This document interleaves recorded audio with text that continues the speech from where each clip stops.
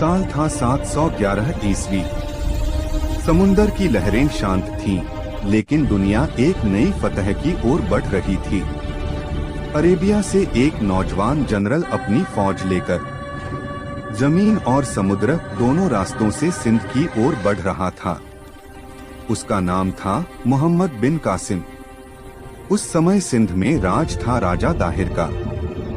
सिंध के बहुत से लोग उसके जुल्म से तंग थे, और जब अरब के मुसलमान व्यापारियों के जहाज लूटे गए, महिलाओं और बच्चों को कैद कर लिया गया, तो उन कैदियों ने फरियाद की, या हज्जाज, हमें बचाओ।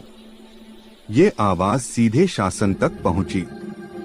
हज्जाज बिन यूसुफ ने कहा, इस मिशन के लिए मुझे एक ऐसा इंसान चाहिए जो सिर्फ तलवार से नहीं, दिल और दिमाग से जंग लड़ सके।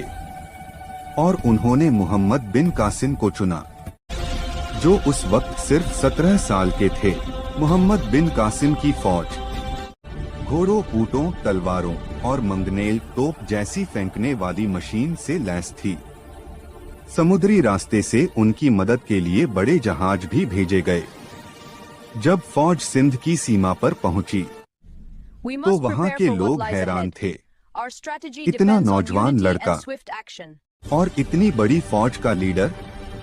लेकिन मोहम्मद बिन कासिम ने पहले दिन ही संदेश भेजा, हम जमीन के लिए नहीं आए, हम मजलूमों की मदद के लिए आए हैं। जो अमन चाहे उसे अमन मिलेगा। दिबल की जंग। पहला मोर्चा था दिबल, आज का कराची क्षेत्र।